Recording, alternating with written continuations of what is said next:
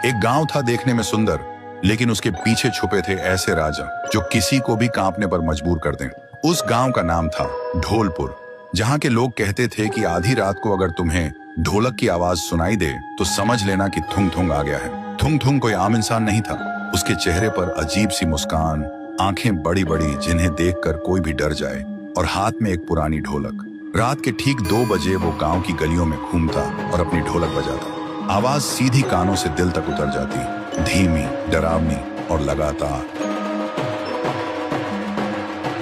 गांव के लोग ढोलक की आवाज सुनकर कांपने लगते, क्योंकि जिस घर के सामने वो रुककर ढोलक बजाता, उस घर के लोग अगले दिन कोई बीमार पड़ जाते या किसी की मौत हो जाती। फिर एक रात गांव का एक लड़का रघु सो रहा था, तभी ढोलक बजने लगी। ढोलक की आवाज से उसकी नींद टूट गई। वो गुस्से से हिम्मत जुटाकर उसके पास गया। रघु ने कहा, कौन हो तुम और क्यों ढोलक बजा रहे हो? वैसे ही ढोलक बजनी बंद हो गई। थुंग थुंग धीरे धीरे मुड़ा। रघु ने देखा उसके चेहरे से सैकड़ों चीखों की आवाज निकल रही थी, लेकिन तभी फिर से ढोलक अपने आप बजने लगी। और उसके बाद से रघु को किसी ने गांव में कभी नहीं देखा। गांव में और भी डर फैल गया। कोई भी रात को 2 बजे बाहर निकलने की हिम्मत नहीं करता था। लोग दरवाजे और खिड़कियां बंद करके सोने लगे, क्योंकि ढोलक की आवाज इतनी डरावनी थी कि पूरा शरीर कांप उठता था। उसी गांव में एक लड़की थी, गौरी। उसका भाई रघु ही था।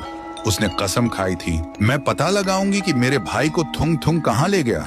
सुबह गौरी गांव के एक बुजुर्ग के पास गई और उसने पूछा, दादा, थुंग थुंग कौन है? बुजुर्ग कांपते हुए बोला, बेटी, थुंग थुंग कभी इस गांव का ढोल किया था, लेकिन 80 साल पहले एक शादी में ढोलक बजाते बजाते अचानक मर गया था। कहते हैं तब से उसकी आखिरी सांस उसी ढोलक में कैद हो गई, और तभी से वो आधी रात को ढोलक बजने लगती है। गौरी अब समझ गई थी कि वो एक भूत है, लेकिन फिर भी उसने तय किया कि वो उसी जगह जाएगी जहां वो शादी हुई थी। फिर रात के ठीक 2 बजे जब गांव में ढोलक बजनी शुरू हुई, गौरी ने हिम्मत जुटाई और उस आवाज के पीछे चलने लगी। अंधेरे में चलते चलते वो उस जगह तक पहुंच गई। वहां उसने देखा थुंग थुंग नाचते हुए बहुत जोर जोर से ढोलक बजा रहा था। गौरी ने कांपते हुए पूछा, मेरा भाई कहाँ है?